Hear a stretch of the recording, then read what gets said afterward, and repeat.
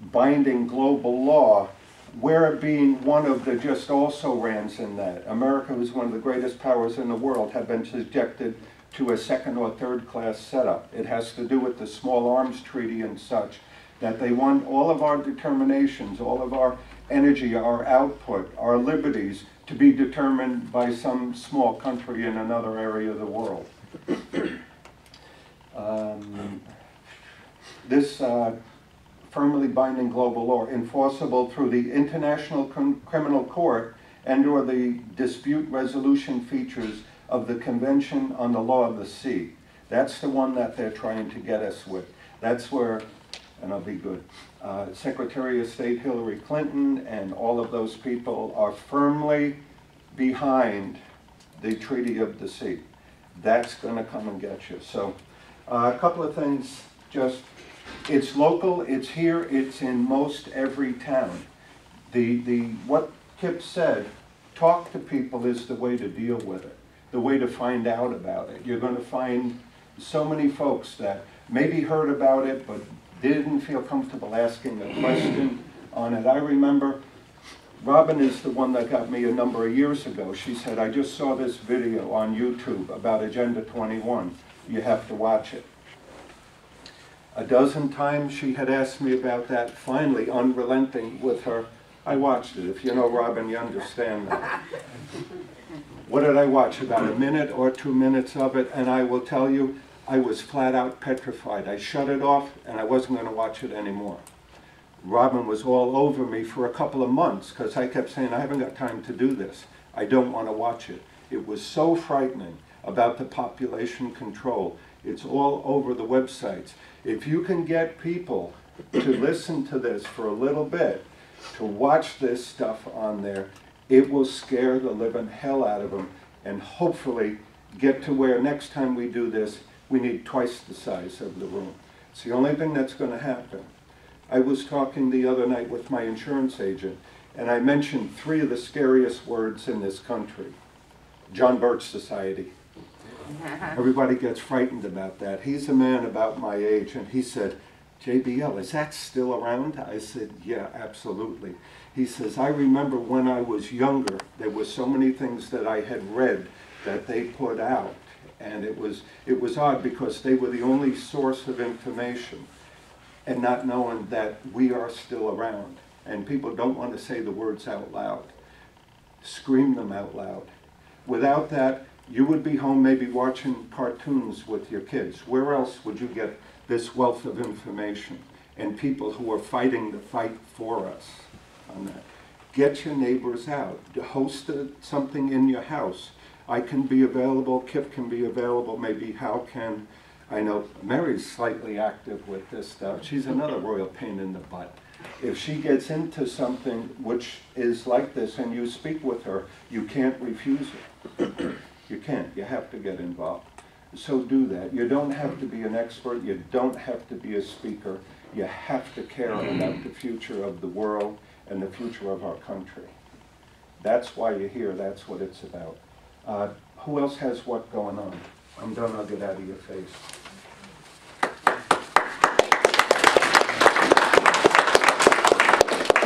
I just want to make a couple comments. We can field some questions at best.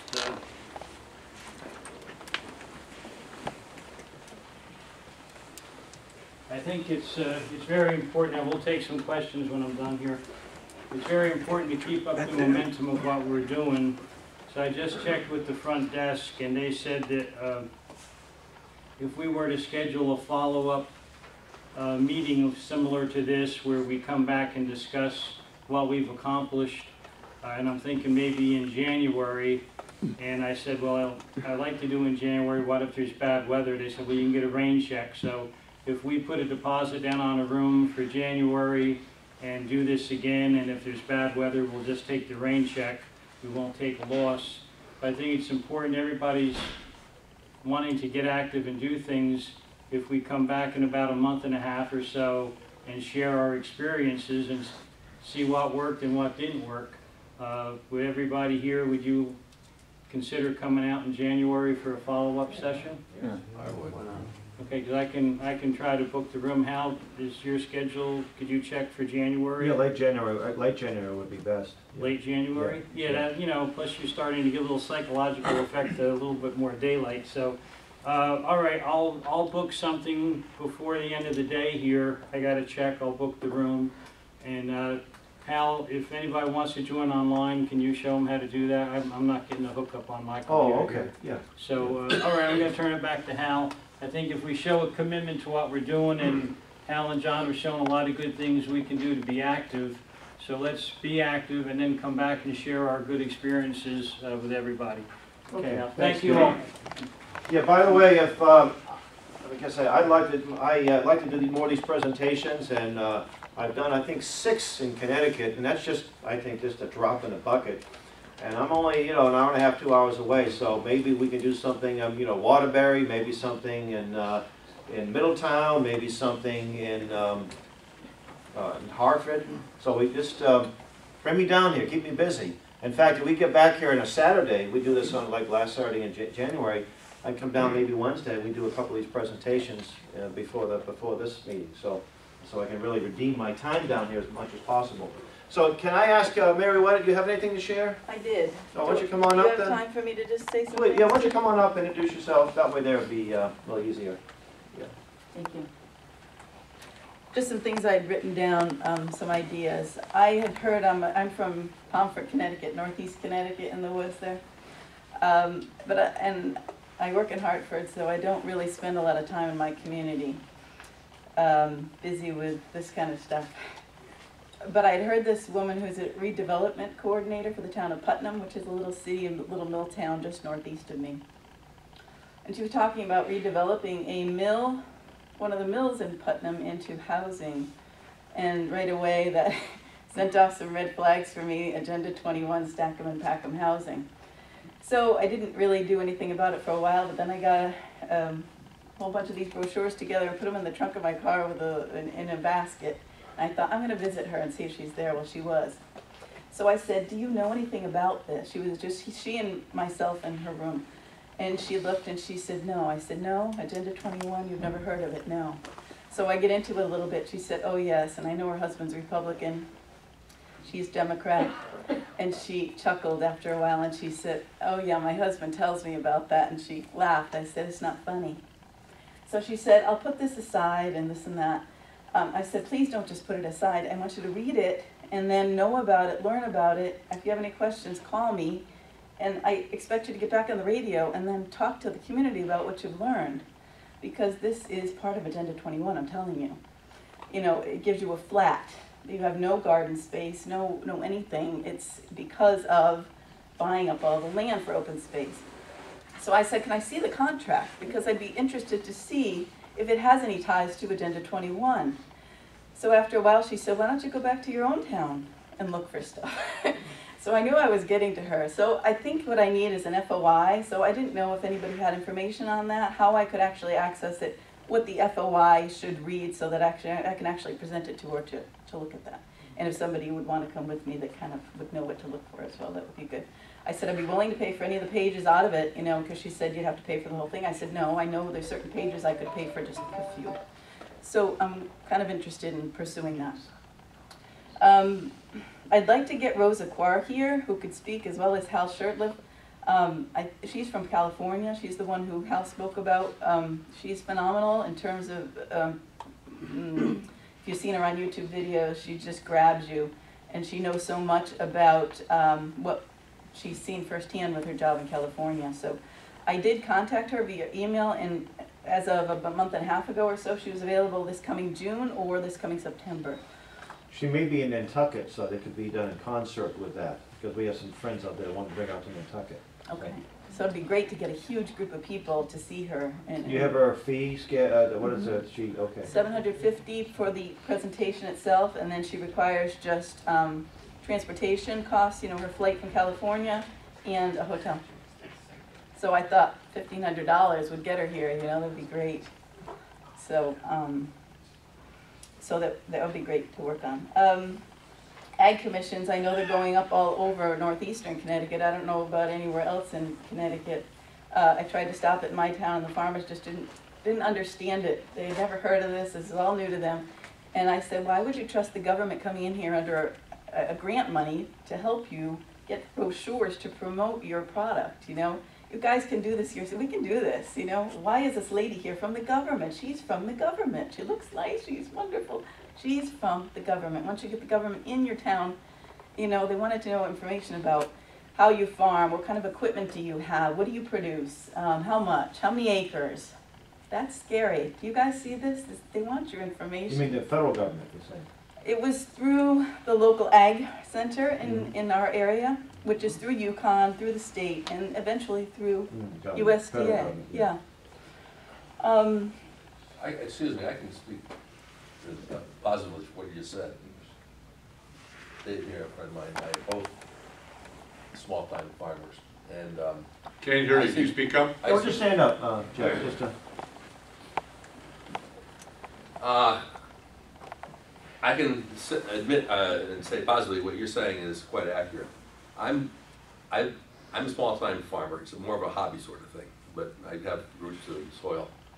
And I've seen over the years, I'm going to say 25 years, that I get requests from the local extension service and the federal government in particular for an annual survey on a postcard to report how many acres of potatoes did you grow. Or was it maybe a quarter of an acre? Was it 250 feet, a line or something? And they're getting to be very, very detailed. Bees. I don't think I can tell any of you the problem we're having with bee population. If we want to live, we better keep the bees going. You take any aspect of agriculture.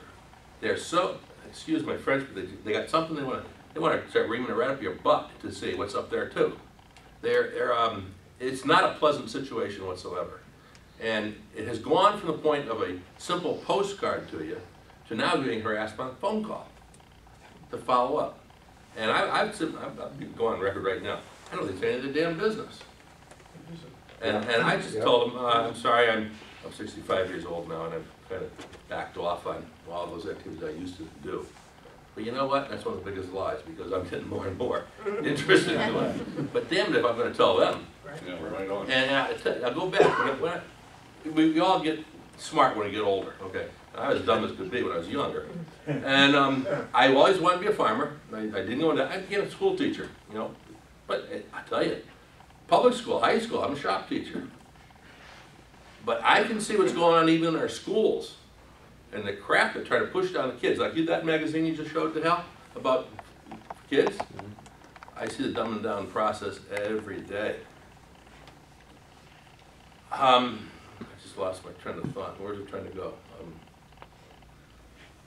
Intrusiveness in what you're doing. And if we're going to survive in these times coming ahead, because this doesn't look right at all, what are we going to do for food? And this guy informed me several years ago, a good friend of mine, about, and a good observation, and I've heard it said several times since, but what happens as we depend on our food source from the West Coast being trucked in? What happens if we lose our, through nature, calamity, whatever, our bridges going across the Mississippi? How the hell is that food going to get here to the East Coast? Now, you talked about Putnam or Pomfret? Putnam, and a mill to be converted? Yes. Yeah, sure sounds real nice, but boy, that hooker you threw in there, stack them and pack them. Well, yeah, maybe. Then he said, what about a flat for a garden? It won't exist. Pete, I had an eye-opener when I had a chance to go through England. And it's on a train. The train line went alongside the backside of the homes. And as you could look through the communities, the villages, and see what's going on, you see, we're crazy here. We mow our front lawn and put fertilizer on it and grow grass. What the hell is wrong with a garden and vegetables? But now, where is that? I forget where it was, but just recently I heard a lady, I think it was in Georgia maybe, had a similar garden in her front yard. The town came in and cut it all out on her. Hey, what's happening there is going to happen here too. Oh, yeah. Yeah, right now, let me get back and just a comment. Thanks for your comments, Just trying Jeff. to take that right away Yeah, from her. right now they banned bottled water in the town of Concord, Massachusetts. And while they talk about being independent, they really want you to be dependent upon them. Absolutely. So, and when you have a little, like you said, a little stack 'em and pack 'em, you don't have any room for a garden. So I do recommend people that do the best they can. I love the idea of farmers markets. Of course, a lot of the farmers markets have been infiltrated by the sustainable people, right?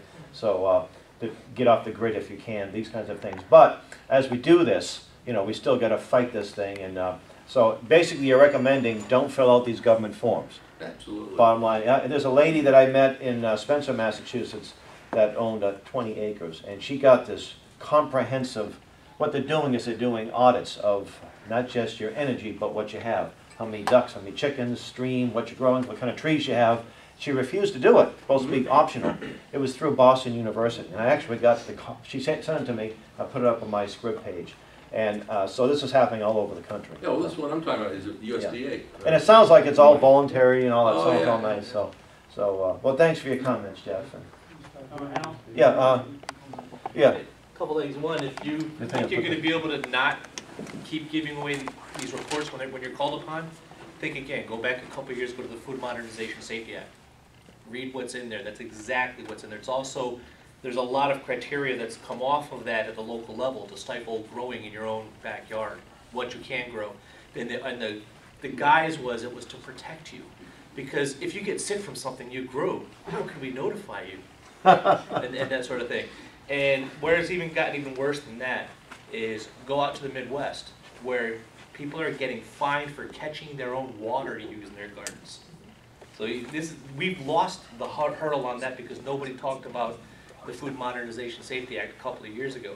But we need to start fighting this at the local level, going on up, because I think the federal government at this point is looking at targeting the right lawsuit to push something later on down the road, and that's going to be the one. This way they could say, oh, this guy's never going to be able to win this case, let's take this down, and then try to have somebody else fight that later on down the road. We're going to see that coming, I think, eventually. Can I ask you folks, when you get stuff like this in the mail, can you scan it in and let us know on the the Facebook page or an email so we can see it and warn other people about it as we see it?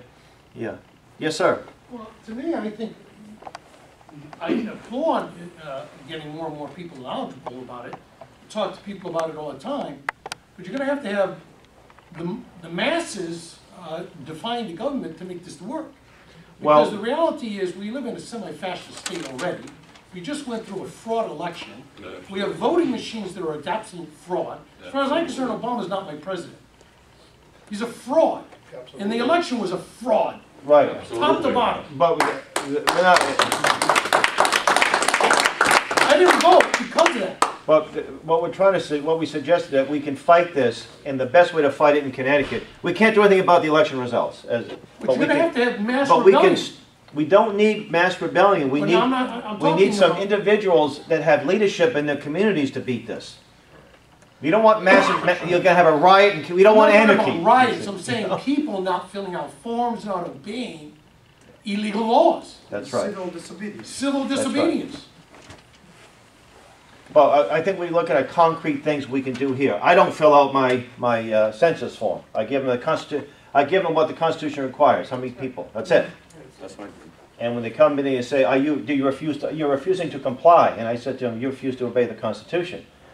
We'll be back, and they never came back. So there's ways to do that, and then if enough people, they will. Like the Real ID Act, you remember that? We had states had about 2 or 3 years to comply, and states said we're not doing it. So lots of states are saying no. And this last election, there were about a dozen states that voted against Obamacare. So there's a lot of things happening around the country that are very good signs of things of that nature. Well, the other thing is the rural areas are the most important areas because the more they collectivize people, the more they can control them. Because then you have less representatives dominating over massive populations.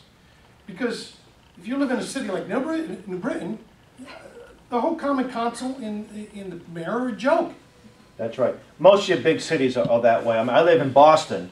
They fly the Chinese flag to celebrate the revolution that killed, 100 million people, and they think that's fine. So I don't expect to kick Agenda 21 out of Boston, but I know we can have impact in the communities around the city, and even a few people in the city. So any other ideas? I just wanted to throw out that I was a farmer's market, which is why I was late getting here. And I needed that Can you first. stand up? Yeah. But the idea, I'm thinking about all those, I suspect every single one, the New Haven, Worcester Street Square, they probably have no clue, these farmers, about what's going on. Yale is represented there, I mean, so I was thinking maybe I could figure out how to get some brochures or. That's what it's, yes, let's make an effort to visit as many as we can with this information. That is it, I mean, they're all in one place. That's wouldn't right. they, you know? Yeah, I went to the one in New Haven, I don't know, several months ago, and they have the sustainable farming. Right. Now, first off, anybody that's been farming and does it successfully is doing something right, right? That's sustaining. I met a gentleman in Raymond, New Hampshire. He said, Hal, we've got a couple of 200 acres of land. We've been taking lumber from this land for over 100 years, my family. You've got how many board feet? That's sustainable, right? That makes sense. It's just good stewardship. But they buy into these buzzwords of sustainable farming, and they think that's all wonderful. We need to implement these ideas from the UN and so forth. So definitely reach out to these people, because most of them own their own land and they're independent. They're selling a product, so they should be encouraged to do that. We should, you know, do business with them, but also reach out to them, because they say, and don't you take any money from any of these local organizations or from the federal or state level. Don't take their money to do farming, to do sustainable farming. I had one farmer say he couldn't do it without having some extra money though. What's that? One farmer said to me, I didn't even know where it was coming from at Yeah. the time, but he said to me, I can't do this kind of farming without having help. Yeah. And how do we, Well, we used to have something called the free market, where you invest. You know, you say, look, I have a farm, CSAs. and I can do this. I need your help. And there's something called community shared agriculture. Yeah. Now, I don't. I visited a farm. We used to have meetings on the gentleman's farmhouse. He was 102 years of age, and his buddy, who was only 90, used to take care of him. And he hadn't farmed in many years. He signed his property over to a land trust, but this was a good land trust, and they said we will only sell to somebody that will farm. That was a good agreement, and it was in his family for a couple hundred years. So he had passed away, and it stayed idle for a while. But I visited. I think it was my son was with me, and here's this chicken coops full of chickens. Here's the field with some crops, and it's community shared agriculture. No federal money, no state money. The people buy a portion of the crop. In some cases, you actually have a little plot that you farm yourself. You go there and you can buy eggs. They have not bison. They have some other elk. You buy elk meat, right? And you just go in and put your money, and you buy carrots and corn or whatever they have there. That to me is a good success story right there. No federal money, no state money. That's the stuff that should be replicated without any federal or state involvement. You see. So, yes, sir. You want to stand up? We'll get the camera on you. Hi, Hal. Sorry I came in late, but the lady over there had a great idea about the farmers markets. But we should also not only target the farmers themselves, but think about the people who are coming to buy, how uninformed they are. All right. So this is a great two-pronged attack, if you will, for getting the information out, not only to the vendors themselves, but to the customers who are green. Want to be politically correct by buying from local farmers, to give them the information. How about if we have the tables? Have a little information table at the, I'm sure they charge you a very nominal sum. Maybe put a few tomatoes and a few pumpkins just to make it look good, you know. Yeah, maybe we can actually sell some of these produce, and meanwhile we're passing information out. And maybe with that sign, that banner back there about Agenda 21. So, how many people would do something like that? We can sell nuts, and they'll like it. What's that? We can sell nuts. We sell nuts, right, okay. How many people would actually do that? With a raise of hands, who would be willing to man a table? Okay, good, so we get about... There's a huge farmers market in Coventry, Connecticut. Yes. Okay. It's like a country fair every week. Could we all look into that, about getting tables at these and see what they charge, and see if you have to have agricultural product? Maybe we can even get... There used to be a gentleman, he's since passed away, but he was a machinist, and he had a contract with Colt. And some of these gun shows wouldn't let you in unless you had gun stuff. So he used to give me the cleaning rods, and then have all our material, constitutional stuff. So there's ways to get around that. And I bet you may be the first table to actually expose Agenda 21 in a farmer's market. That'll be the first, and that will give ideas for people all over the country to do likewise, you see. I apologize. So thank you so also much, that's watch wonderful. The farmers markets and such are part of the Greentown setup. You probably have more Monsanto tables than you will Yeah. with the regular, but it's a key place. It's an excellent place to start training people, teaching people. All right, who else? Nathaniel, you want to get the camera? What about Mary finish? Oh, I'm sorry, I did, okay. I refuse to sit back down. You I mentioned had farm. one more thing. You mentioned the farm and we got off on a tangent. But a productive tangent, I like to think, yeah. Yeah, it was great. Everybody's input's awesome. So, on my, at the end of my road is Route 97, which is a state road, one lane in each direction. Yeah, there's finally a double yellow line in the middle now.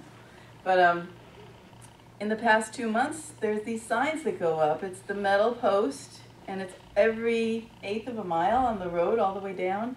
It's part of that National Heritage Corridor connection from Maine to Florida. And it's got this little thing, and I don't even remember what it says, but it's got these green trees, little metal tag at the top of the post, and that's all. And then it says what it is, whatever the corridor is called or something. So I freaked out when I saw that. And then this past week, just on my road, there's the old airline trail where the railroad used to be, and that's a walking trail. You can bike, you can hike, horseback. That same tag is now on the airline trail. They're going to be taking away our access to walking trails. So what my thought today was, Who's taking it away? the Agenda 21, this whole plan, it's part of the, what is it, the Wildlands Corridor? Be off limits for humans.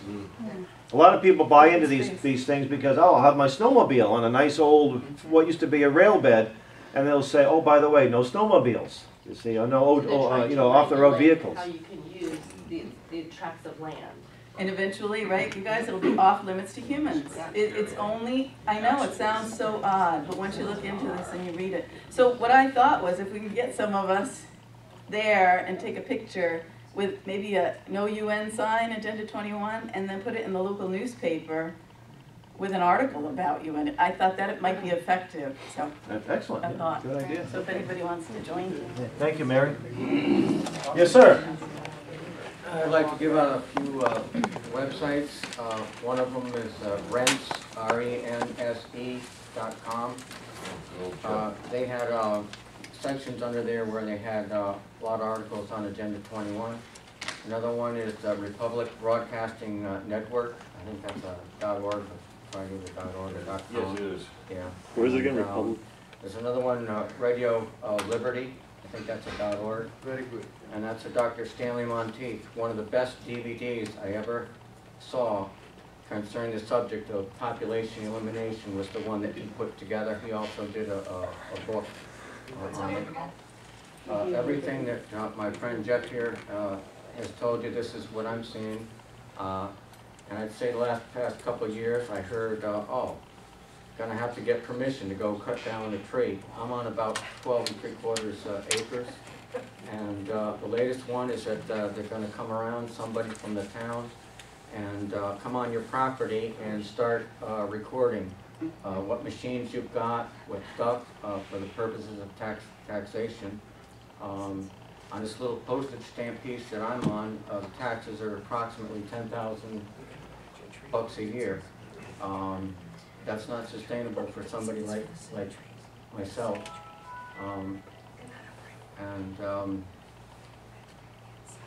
I guess that's about it, thank you. If you want, put your email addresses on that form, and I'll get the websites that he spoke of, and I'll send them out with it. And understand, anything that comes out from me with it goes blind copy, it comes from my PC. Not that anybody from the government knows I Excuse me. exist. But anyway, we don't publish those things, but we can get that out for everyone. One other website, Acres USA, they have a monthly farm publication on, they style themselves the Voice for Eco-Agriculture. It was founded by Charles Walter in about 1971. I took out a subscription at 1973. You folks are going to have to learn how to get open pollinated seeds and learn how to garden. If you don't, you're probably not going to be eating. we've gotten that bad in this country. In 1973, we were down to one bridge because of the floods to get us that food from the other side of the Mississippi River to the east. Truckers from Florida, they don't have to come up to New England. They got a truckload of food. They can dump that in Virginia, Pennsylvania, anywhere, because most of those truckers really don't like going through New York City. And the expense of that extra fuel to come up around, come on in on 84, they're not going to do that. We're in deep doo-doo. What was that last one there? AkersUSA.com. Excellent, excellent. Acres. Oh, like, okay. All right, do we have any other suggestions? Yes, sir. I'm from Windsor, and I'm wondering about the retaliation that the town fathers and mothers take. Because Windsor, you know, the town fathers and mothers there, they're very proud of being the first incorporated city in Connecticut, and it's already somewhat totalitarian as it is. But I'm interested in, you know, trying to have the icy thing rescinded. I mean, have you heard of any stories about retaliation, you know, in different communities around the country? I don't remember anybody hearing about it, whatever. I mean, maybe, but let's face it, if we're not being smeared, we're not doing our job. And, yeah, I suppose. But we know it, but we've had this stuff rolled back, the more people that know about it. You know, Yeah. the more people know about it, it's going to be awfully difficult for them to retaliate against a local landowner. Okay. And I know some people in Nantucket. Nantucket is a sort of ground zero for this. And I have a friend out there who's from there. She said that people are really afraid because there's some serious money out there, and a lot of people losing their jobs. And I said, look, if we don't stop this, we're going to lose a whole lot more. And you'd be surprised if allies you find. You know, you might lose a job here, but you get a job over here. And people are going to appreciate you. So I haven't heard of anything in particular. Okay. But, you know, there's always that fear. That's the biggest. Discouragement and fear are our two worst enemies. Discouragement, the sense of hopelessness. Oh, it's all over. After this last election, people who've only been activists for 6 months. It's over. It can't be. We're lost our country. You've only been involved in, you didn't even know about the problem 6 months ago. You've already, you know, I'm not giving these folks the satisfaction of saying it's over, I'm quitting, go ahead. What concentration camp want me to turn me into? I'm not going to do that, you see. And I live right in I live in Boston, you know. And I'm right out, you know, people know where I am, and I feel pretty safe, you see. So let's face it, we have to have people that stand up to the plate and make it see what happens. And I would imagine some of these people in Windsor, they're probably not two-headed monsters. Most of the people that support this aren't necessarily bad people. They're probably very good people, you know. Now I know we hear stories in New Jersey about some of the you know, corruption, and there's lots of money to be made in this green hustle. So we're probably going to get a little bit, but if we don't get anything, then we're not doing our job. So this is the time, you know, we need courageous people too in this fight. We don't need a lot of people who are a little worried about what people think or worried about issues. Yes, Kip. One thing we have to remember, these people fear us. If they didn't fear us, they wouldn't use the deceitful tactics that they do. Yeah. They know they can only win by deceit right now. And by exposing what they're doing, we're really hurting them. If they themselves, if they had the power to put this down, they would do it right away. They'd have the heel right on our throat. The fact that they have to use mass deception and words like sustainable growth and smart growth and sustainability proves that they know themselves they don't have enough power, they don't feel confident enough. So that gives us the time, or some time, to get into this fight and stay in the fight and expose them and make the job that much tougher for them. That's right, that's well said, yes. That's why this guy, J. Gary Lawrence, said we have to deceive people. Didn't say the word deceive, because there's more of them than there are of these folks pushing it. So that's the issue. Yes? Yeah, I just want to say one thing. My truck, I'm a contractor. My truck has just been loaded with signs. So as far as the left-wing customers of mine have gone, but I picked up more conservative right customers, and so I haven't really been affected as far as that goes.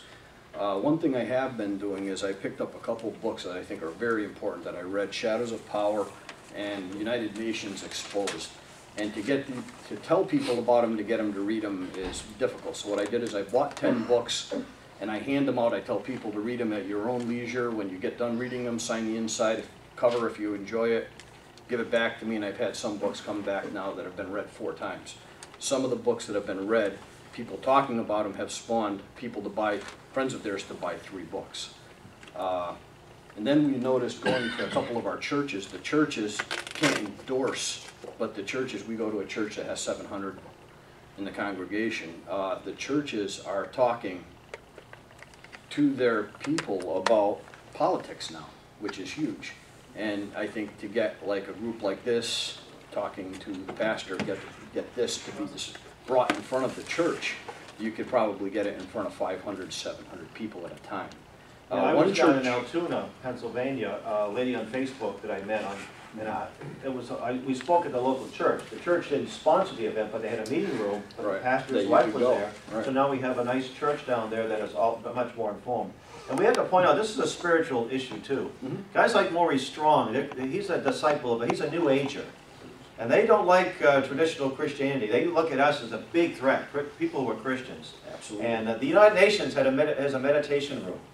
Yeah. Well, that's nice. You can sit there and meditate, right? Mm-hmm. It's hosted by the Lucius Trust. The Lucius Trust used to be called the Lucifer Trust. But Lucifer has got some bad reputation for some reason or another. So they have to change the name of it. So there's no question that it's a spiritual issue. There's one church in Cheshire we went to that's very, both these churches that I go to are very diverse. One church was actually, I was surprised, was talking about the one world order, to watch out for the one world order, to watch out communism, socialism, right from the front of the church to their parishioners. So I think that's a good input. And then on another flip side, my mother's in a convalescent home where you can use the room, one of the main rooms on the first floor, and all their t-shirts of their workers are on the back says, the summit, yes we can.